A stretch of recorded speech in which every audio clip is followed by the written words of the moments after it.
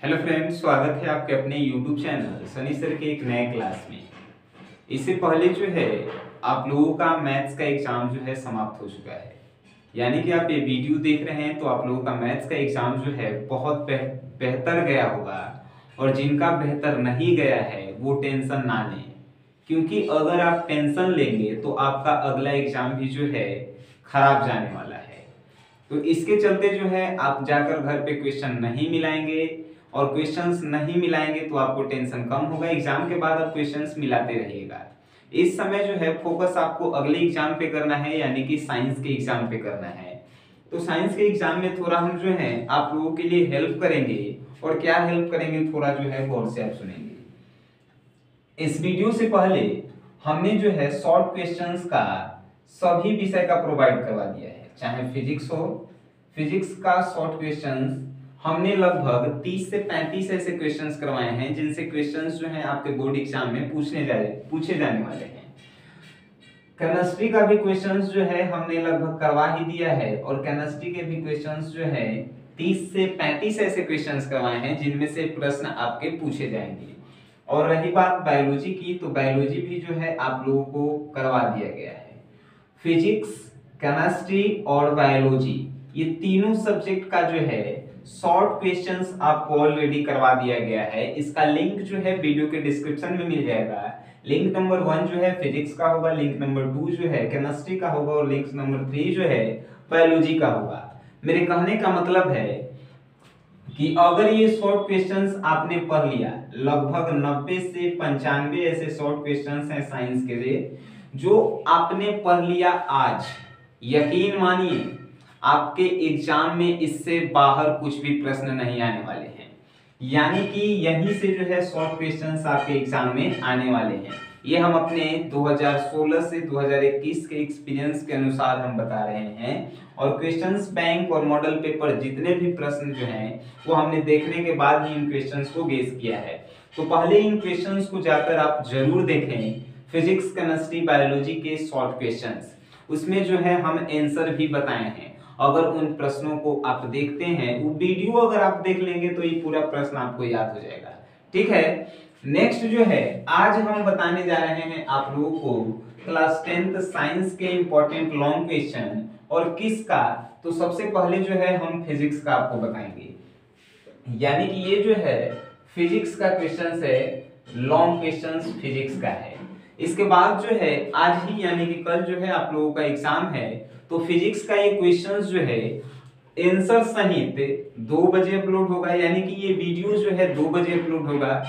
4 बजे आपका दूसरा वीडियो केमिस्ट्री का अपलोड होगा, और 6 बजे शाम को तीसरा वीडियो बायोलॉजी का होगा, यानी कि लॉन्ग क्वेश्चंस का। तो 3 लॉन्ग क्वेश्चंस और 3 शॉर्ट क्वेश्चंस के आपने वीडियो देख लिए, तो यकीन मानिए आप कल के एग्जाम में, साइंस के एग्जाम में बेटर नहीं बहुत बेटर करके आने वाले हैं। ठीक है, तो फिर अब हम लोग चलते हैं इस क्वेश्चंस को हल करने की तरफ। ध्यान से सुनिएगा, वीडियो देखते ही आपको ये सभी प्रश्न के आंसर जो हैं याद होने वाले हैं।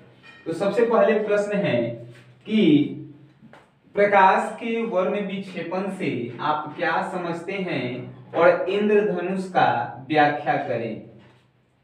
प्रकाश के वर्ण विक्षेपण, जब सूर्य के श्वेत प्रकाश प्रिज्म से होकर गुजरता है तो वो अपने विभिन्न रंगों में विभक्त हो जाता है, और विभक्त होने की क्रिया को ही वर्ण विक्षेपण कहते हैं। जब सूर्य का प्रकाश अपने प्रिज्म से होकर गुजरता है तो वो विभिन्न रंगों में विभक्त हो जाता है, यानी बंट जाता है, उसे ही प्रकाश का वर्ण विक्षेपण कहते हैं। समझ गए, जब सूर्य का प्रकाश प्रिज्म से होकर गुजरता है तो अपने विभिन्न रंगों में विभक्त हो जाता है, जिसे प्रकाश का वर्ण विक्षेपण कहते हैं। नेक्स्ट है कि इंद्रधनुष का व्याख्या करें, यानी इंद्रधनुष बनता कैसे है। तो जब बारिश की हल्की हल्की बूंदों से सूर्य का प्रकाश पड़ता है, यानी कि बारिश की हल्की हल्की बूंदों पर जब सूर्य का प्रकाश पड़ता है तो सूर्य का प्रकाश बारिश की बूंदों से अपने विभिन्न रंगों में बंट जाता है, यानी विभक्त हो जाता है।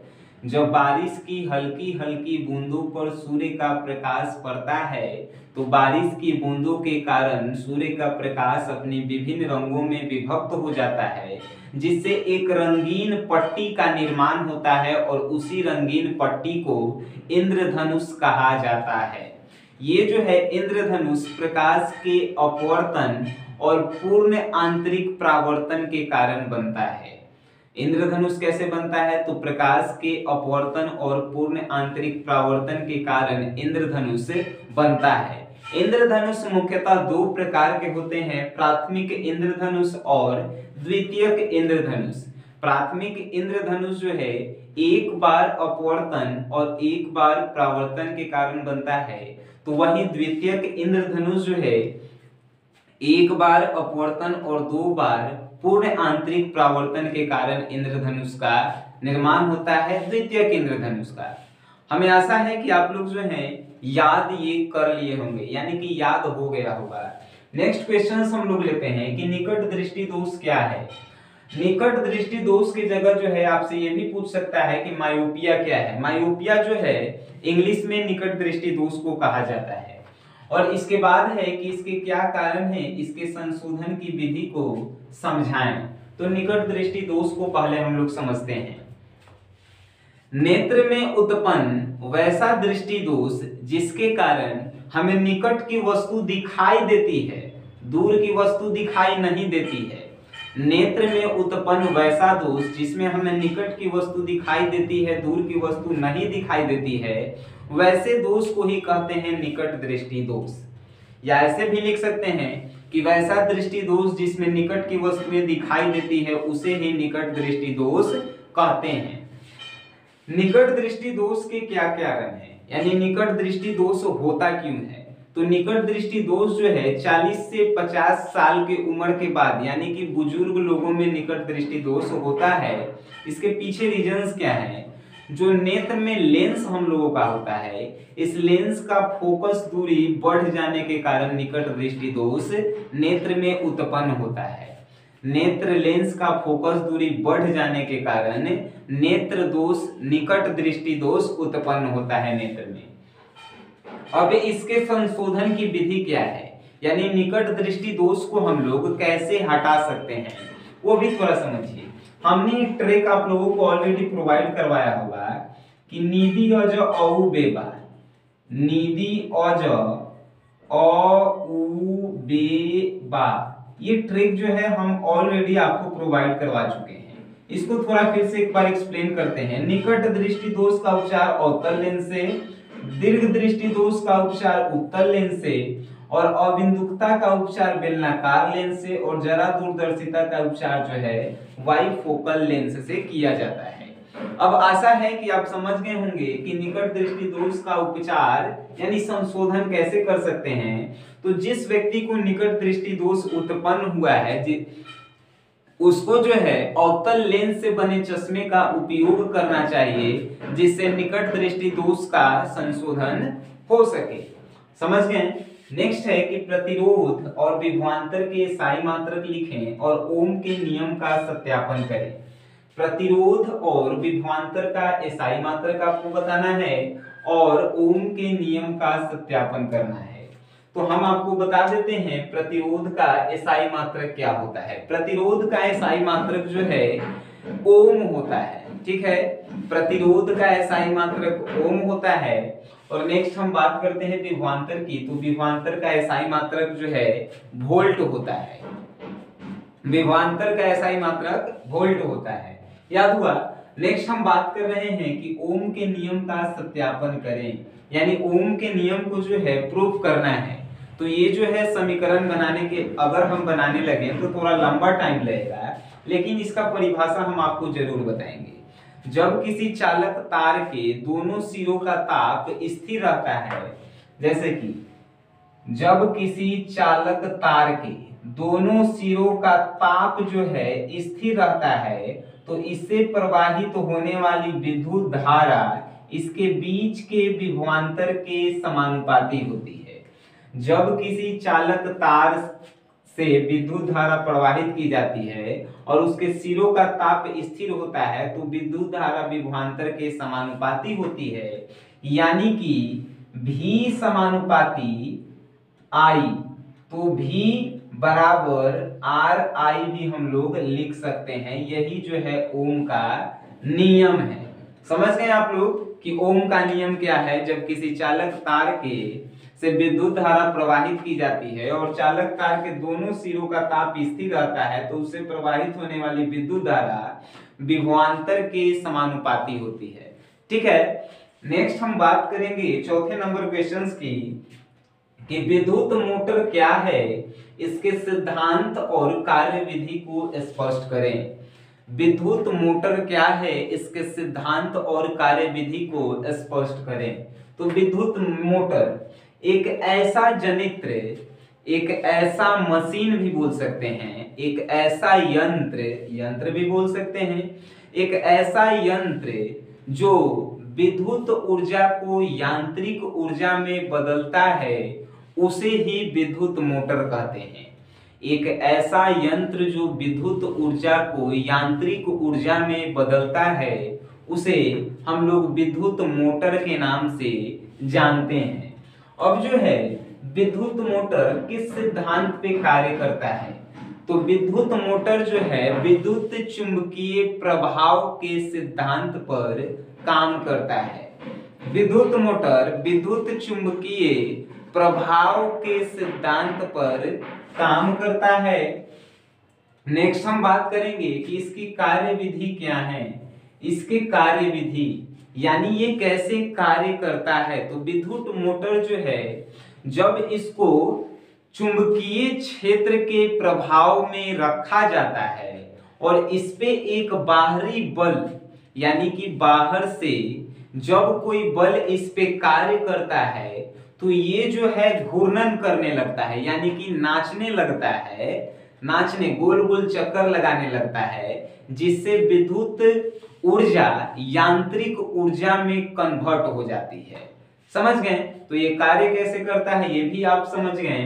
तब नेक्स्ट हम बात करेंगे कि दृष्टि दोष क्या है, इसके कितने प्रकार हैं, सभी को परिभाषित करें और उपचार बताएं। दृष्टि दोष क्या है, जब नेत्र की समंजन क्षमता कम हो जाती है तो मानव में एक प्रकार की दोष उत्पन्न होती है।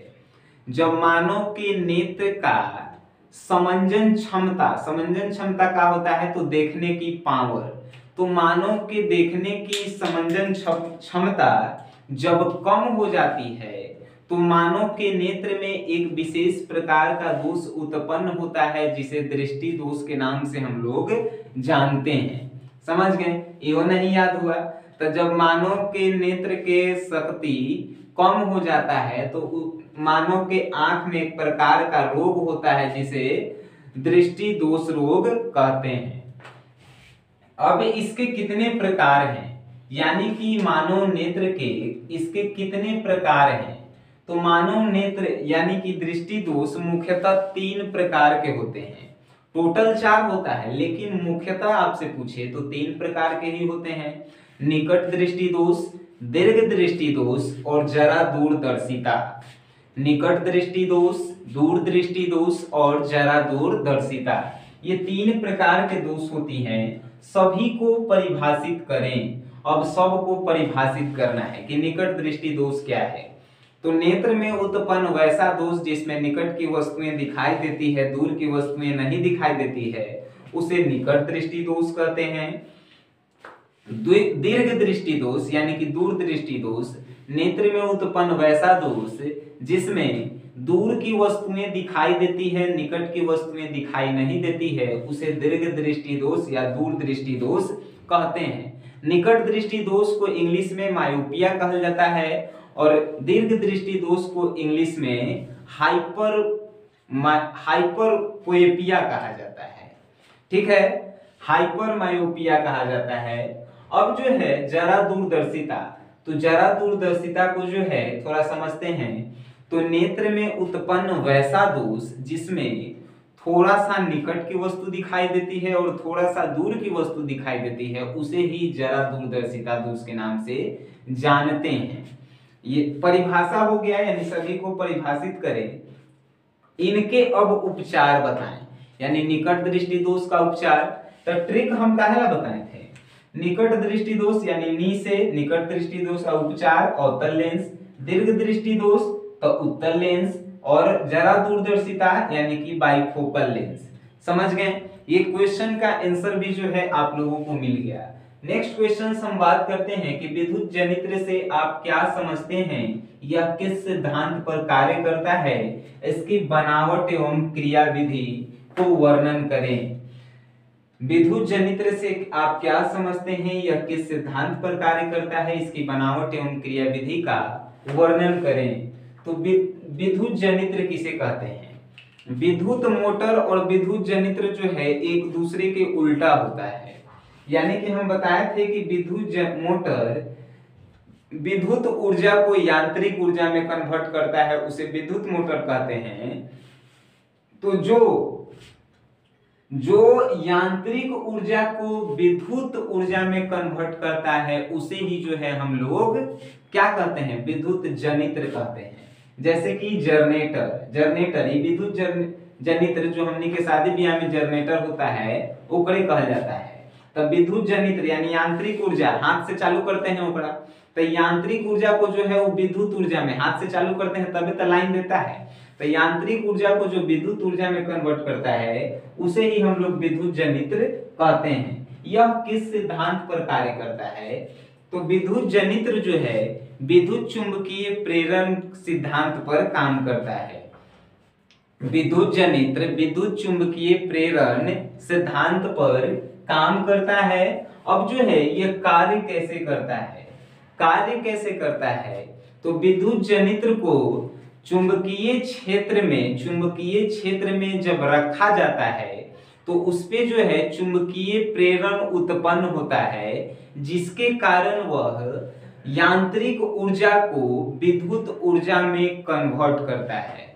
समझ गए? यानी बदलता है। तो ये भी आप समझ गए। तो इसकी बनावट एवं क्रियाविधि, बनावट यानी कि विद्युत जनित्र का जो है आपको एक फिगर बनाना होगा। आप किताब में उसे आप फिगर को देख लेंगे। अब जो है नेक्स्ट डायनेमो क्या है, इसके सिद्धांत, कार्य एवं कार्यविधि का वर्णन करें। आप डायनेमो को देखकर डर गए होंगे कि ये आखिर कैसा क्वेश्चन है। यकीन मानिए विद्युत जनित्र और डायनेमो का दूसरा नाम ही है। विद्युत जनित्र डायनेमो का दूसरा नाम है। जिस प्रकार हमने विद्युत जनित्र को पढ़ा है, डायनेमो को भी जो है उसी प्रकार हम पढ़ेंगे। यानी कि एक ऐसा यंत्र जो यांत्रिक ऊर्जा को विद्युत ऊर्जा में बदलता है उसे ही डायनेमो कहते हैं। ये किस सिद्धांत पर कार्य करता है? तो विद्युत चुंबकीय प्रेरण पर काम करता है। ये कैसे कार्य करता है? तो जब चुंबकीय क्षेत्र में डायनेमो को रखा जाता है तो उस पे जो है विद्युत चुंबकीय प्रेरण उत्पन्न होता है, जिसे वो यांत्रिक ऊर्जा को विद्युत ऊर्जा में कन्वर्ट करता है। अब ये आप समझ गए। तो अब हम बात करेंगे कि अवतल और उत्तल दर्पण में F बराबर R/2 को सिद्ध करें। अवतल और उत्तल यानी कि अगर आपसे पूछता है कि अवतल दर्पण में F बराबर R/2 को सिद्ध करें या उत्तल दर्पण में F बराबर R/2 को सिद्ध करें, तो ये आपको आता ही होगा। नहीं आता होगा तो आप जो है नोट बॉक्स में, यानी कि आपके जो है जो नोट्स पढ़े होंगे वहां पे आपको मिलेगा और नोट से जो है आप इसे सिद्ध करना सीख जाएंगे। नहीं तो मेरे पास तो समय नहीं है। अगर जो है तीसरा वीडियो डालने के बाद समय बचता है तो F बराबर R/2 को भी जो है हम सिद्ध करवाने का प्रयास करेंगे। तो ये जो है आप एक बार बनाने का अपने से प्रयास जरूर करेंगे। नेक्स्ट है कि अवतल और उत्तल लेंस में F बराबर 1/F बराबर 1/U माइनस 1/V को सिद्ध करें।